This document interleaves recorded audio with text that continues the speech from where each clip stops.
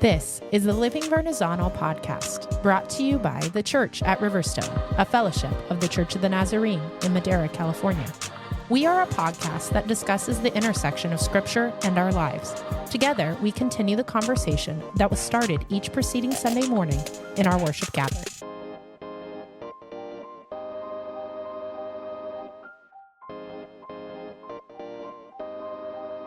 Hi, everybody. I'm Nick. And I'm Natasha. And we are the Living Vernazzano podcast, back with you this week to continue this Advent journey that we are on. We are moving into week 2 of Advent, but as a quick reminder, last week we started this Advent journey as we looked at Psalm 25, verses 1 through 10, a Psalm of David, and we focused on the theme of hope together. We discussed the interconnectedness of trust and hope, and how vital it is for true hope to place our trust in Jesus alone.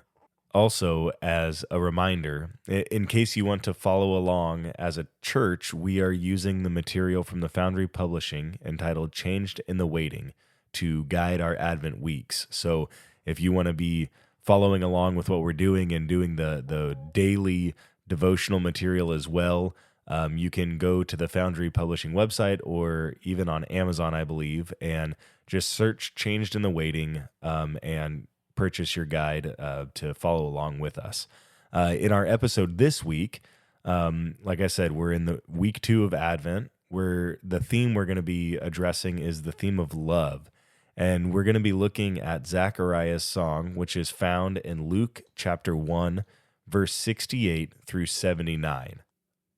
But before we get to our reading for today, I think there's some historical or contextual pieces that are going to be beneficial for us to discuss to give us maybe a fuller understanding of what Zechariah is talking about in his song. And so our passage today is known as Zechariah's song. And it would be easy if we just read it to be like, well, why is he singing? What is this even about?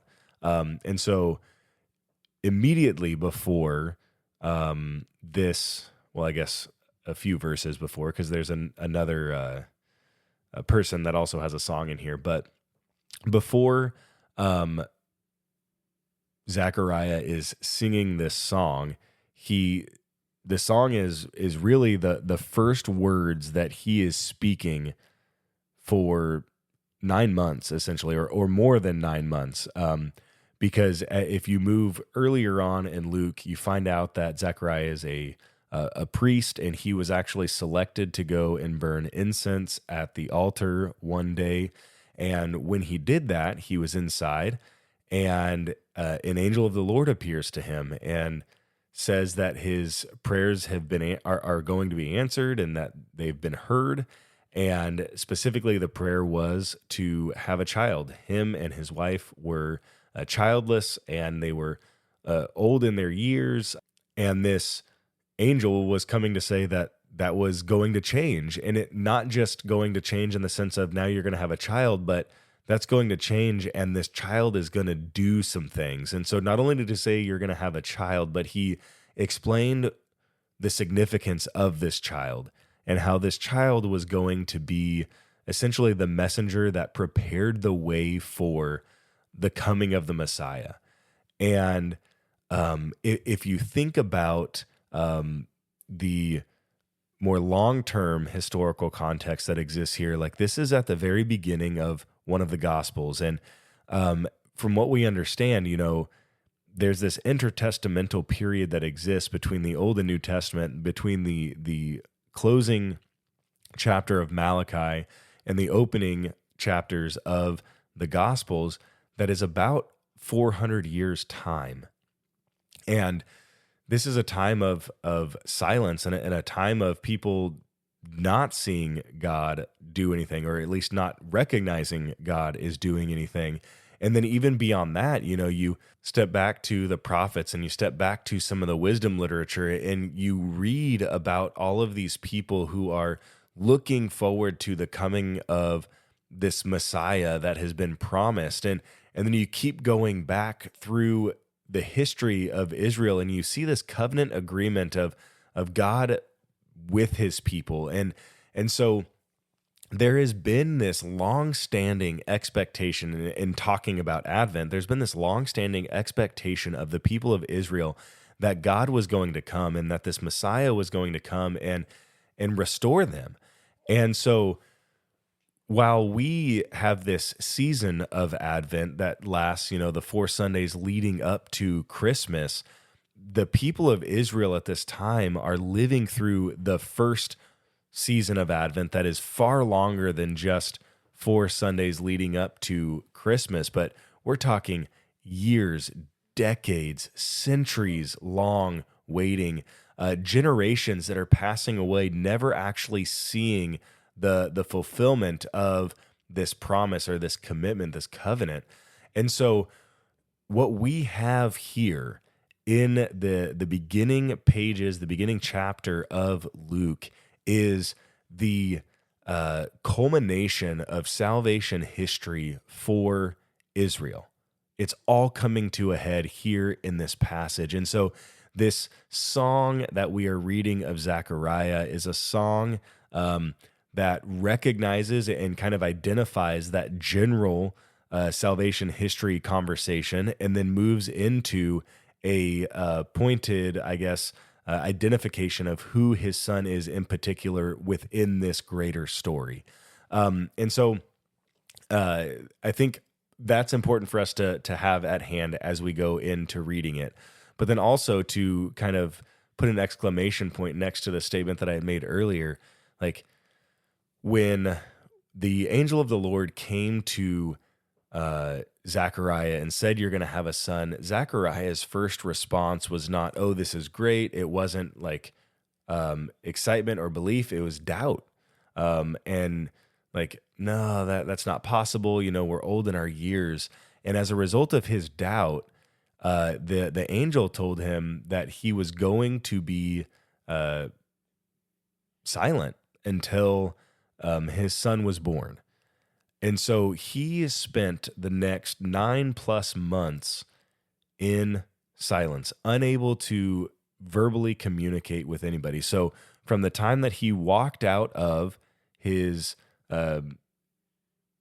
incense burning moment at the altar to the birth of his son, he has been silent. And I'm sure there's a lot of people around him who don't really know what happened, aren't sure what's going on. They just know he went in and was normal Zechariah, and he came out and he was silent Zechariah. And so all this time of silence, and these are the first words that he is saying. It's not a defense of anything. It's not a justification for why that happened to him. It's an explanation of, hey guys, this is what's coming. This is what we can expect. And so it's this proclamation of God's faithfulness to his covenant promises, to his redemption, to his restoration of the people of Israel. And so with that in mind, let's go ahead now and read our passage for the day, and then we'll just see where we go from there in our conversation. So here is Luke chapter 1, verse 68 through 79. Praise be to the Lord, the God of Israel, because he has come to his people and redeemed them. He has raised up a horn of salvation for us in the house of his servant David, as he said through his holy prophets of long ago. Salvation from our enemies and from the hand of all who hate us, to show mercy to our ancestors and to remember his holy covenant, the oath he swore to our father Abraham, to rescue us from the hand of our enemies and to enable us to serve him without fear in holiness and righteousness before him all our days.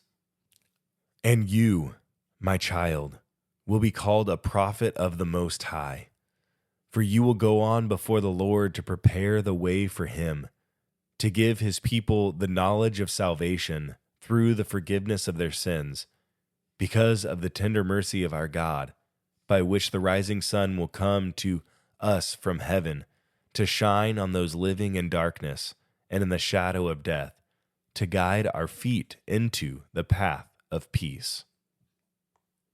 So I guess with that, let's just move into our conversation. What are we seeing? What are we thinking as we look at this passage, as we hear this passage and think about the context around it? So I think as we're coming out of the week of hope and transitioning into this week of love, I think you see both of these themes very, very prevalent in Zechariah's in his song here.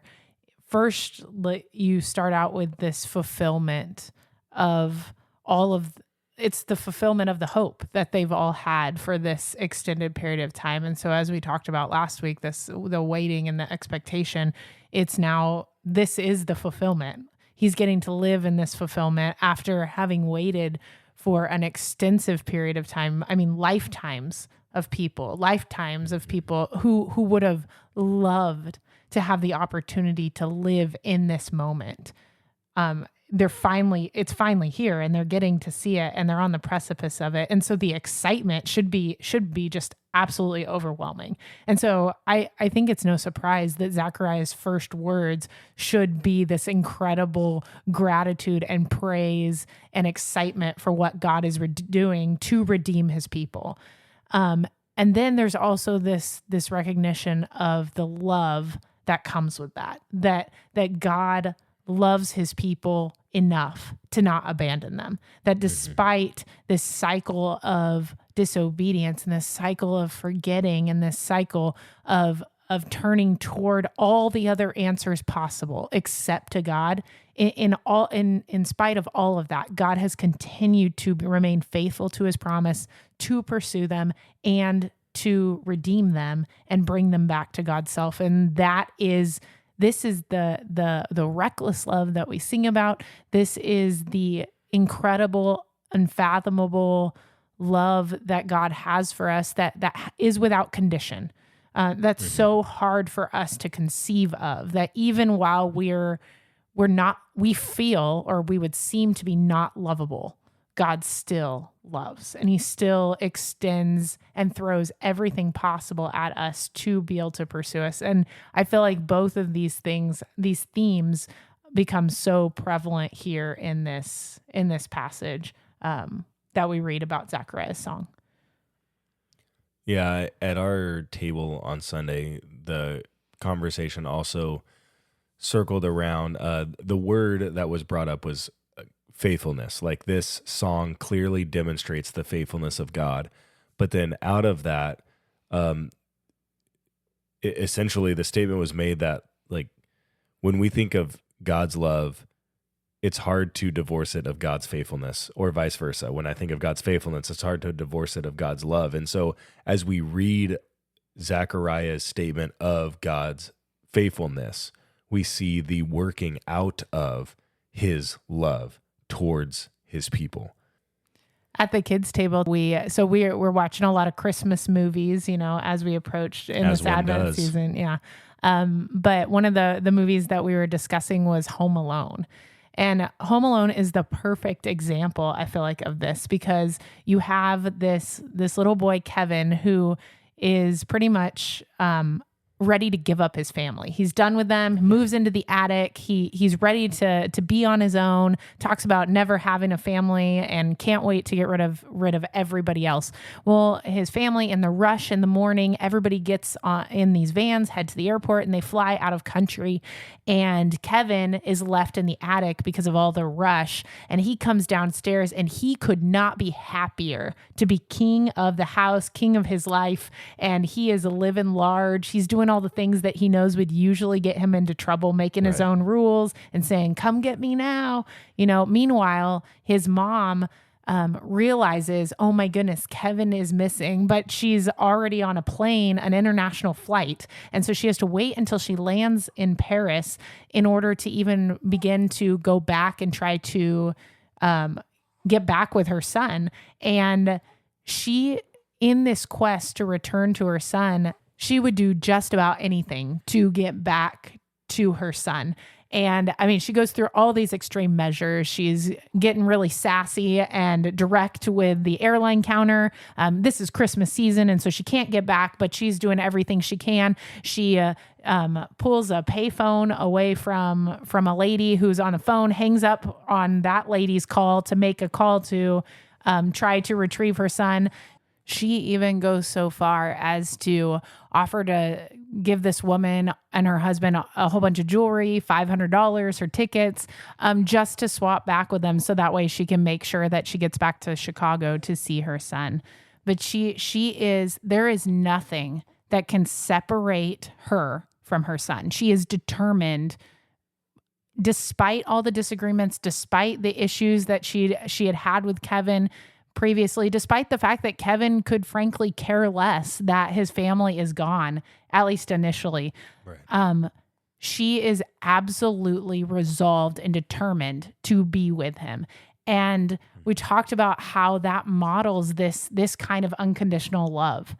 Yep. And I mean, it's it's kind of a silly example, but we felt like it's appropriate in this Christmas season. And that's the kind of pursuit that Jesus has for us, and that Zechariah is singing about here, even though he doesn't know the fullness yet of what God's plan will include and how far God is really willing to go to reconcile God's people to himself.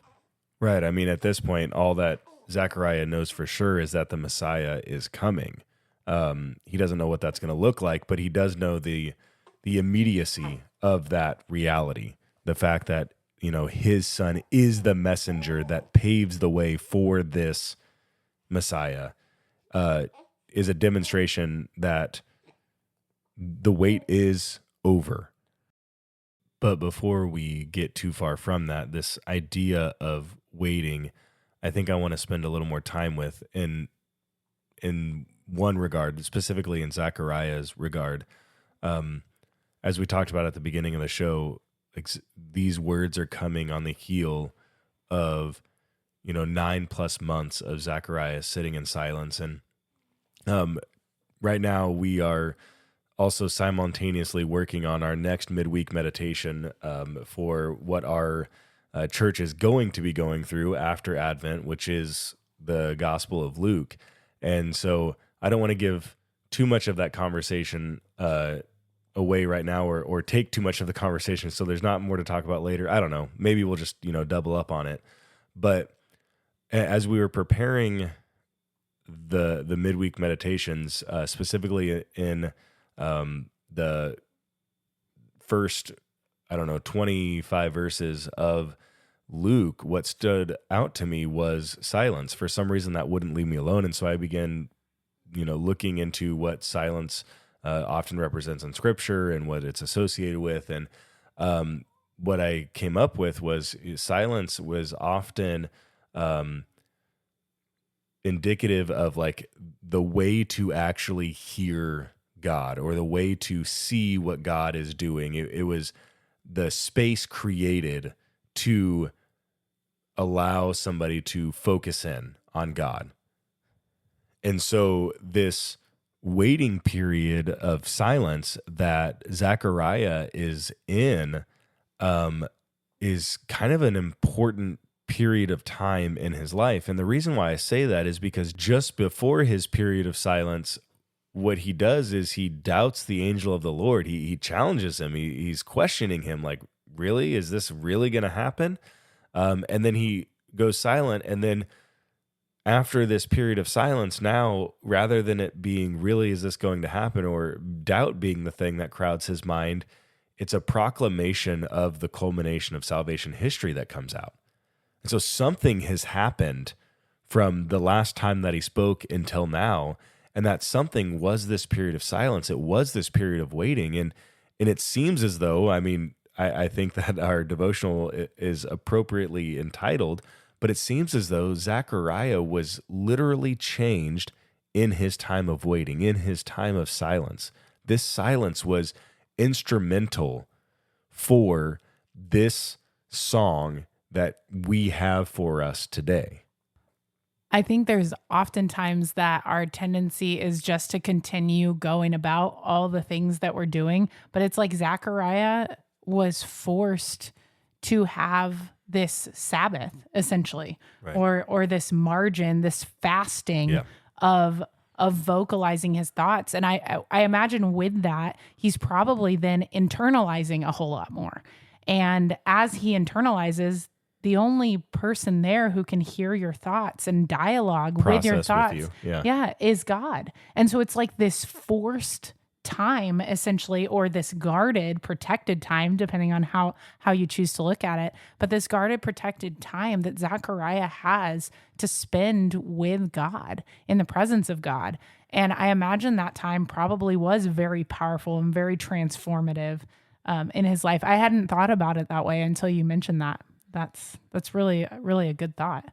Yeah. And so also at our table, another individual brought up the parallels. So he was like, as you were introducing the passage and then we read it and you talked about this time of silence, for some reason, the 400 years of silence is what stuck, like immediately became associated. And he's like, I don't know why, it's weird, da, da, da, da.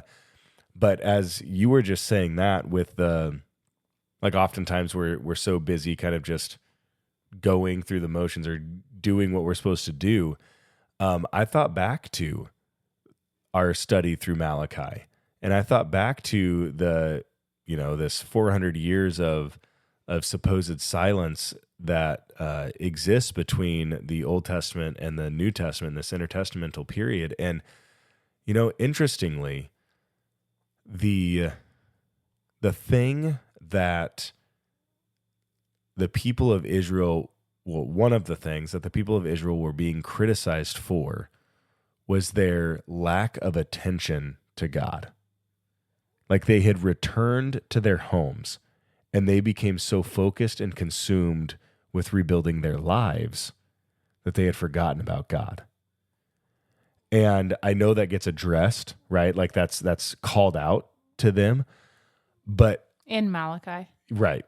But at the same time, if that's already a struggle that exists, and then all of a sudden we have these 400 years where it seems like there's nothing going on, I don't know that it would be too much of a stretch to say perhaps they just continued to go on about their lives. And they did a really bad job at leaving space or leaving margin to see what God was doing, to hear what God was calling them to. I mean, even into this story for Zechariah before the song, like I doubt that the doubt that Zechariah expresses was actually God-given doubt. That's his human doubt. That's him responding to what somebody is saying without giving God the time to speak into his own life and say, no, this is what I have for you. And so, like, we see this ending of the Old Testament in Malachi where the people lose focus and they're so consumed with their own stuff that they don't have the space to pay attention to what God is doing. And then you have the beginning of the Gospel of Luke, where essentially Zechariah is doing the same thing. Like, I know that it identifies them. Let me see.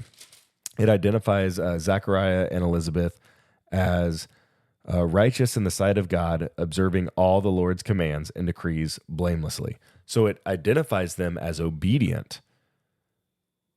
But if you think about it, he's kind of just doing the things he's supposed to do as a priest. And it seems as though he has busied himself with these things so much so that when God, through his messenger, speaks to him, he either forgets who God is and what he is capable of, or he dismisses it entirely as something that's not possible. Either way, he's put himself in this position where it seems like he doesn't have the space or the time necessary to trust what God is saying.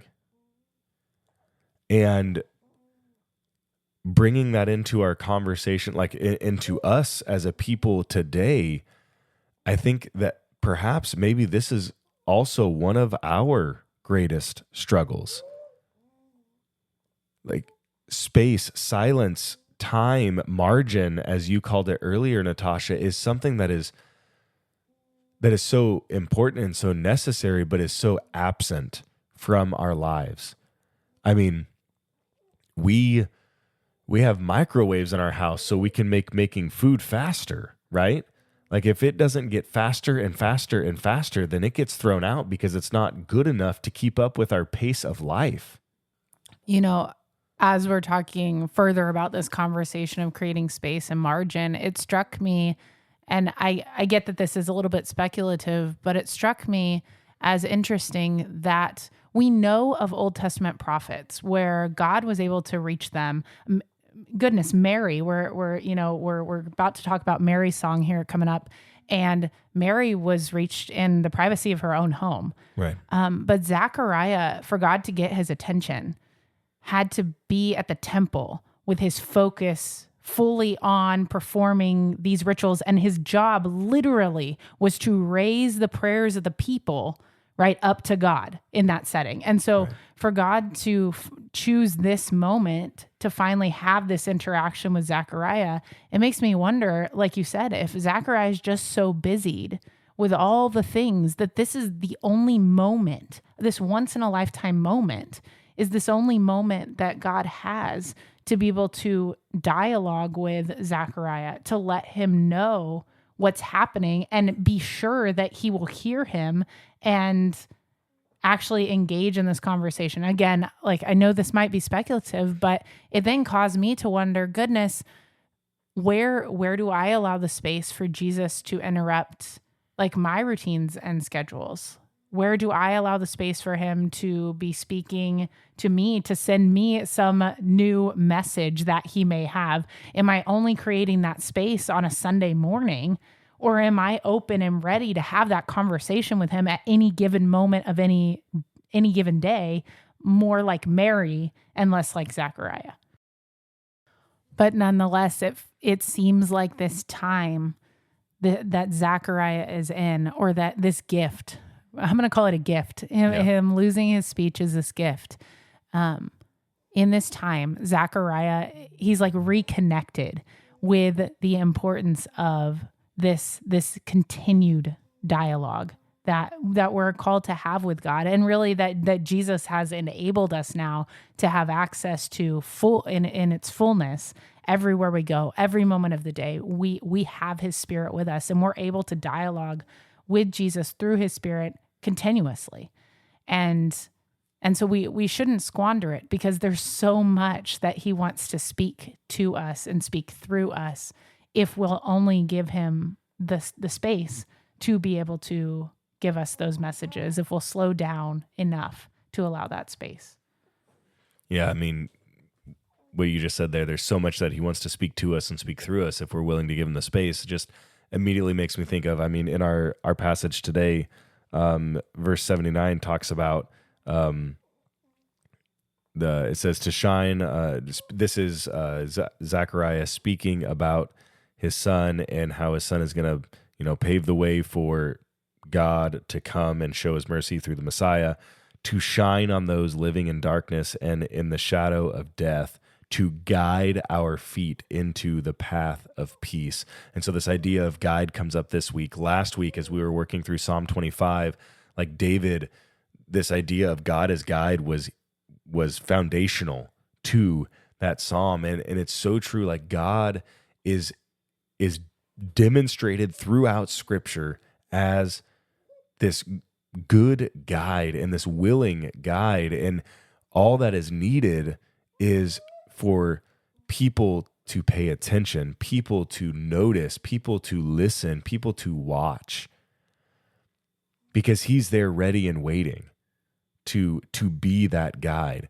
And we've had this conversation now talking about guide. We've talked about this idea of silence. We've talked about the faithfulness of God and connected faithfulness to love as the theme of our week.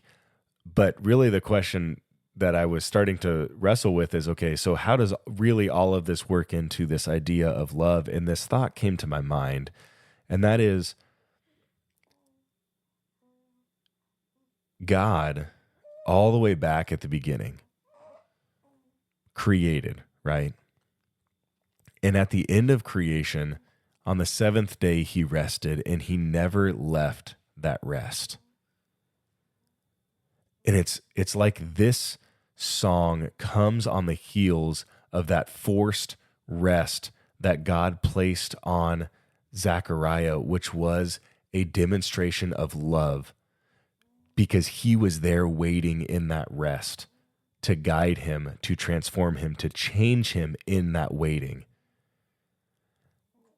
And in the same way, he is there still waiting in that rest. He's never left that rest from that seventh day of creation, and he is still waiting in that rest for us to enter it as well, for us to enter those moments of silence, for us to create that margin and that space in our lives so that we can experience the reality of his love pouring in, ready to lead us, to guide us, to shape our lives, to form our words, to transform our thoughts. And so I guess as I think about it, like where I see love at play in this song is in the buildup to the song. Yes, God's love is demonstrated through his faithfulness for sure, but I see love demonstrated in this passage in the buildup to this song, in the silence that God gifted, like you said, Natasha, that God gifted to Zechariah for him to slow down enough to see what God was up to and to participate in what God was up to. And that only happened because the margin was created. So I guess then the question becomes, or the challenge for us this week maybe becomes, can we take the time to create this margin, to enjoy this gift of space and silence enough to recognize God's presence in our lives and to allow him the space to speak to us, to allow him the space to fill us up so that we can be his conduit of love to others as well as we enjoy and experience his love in full.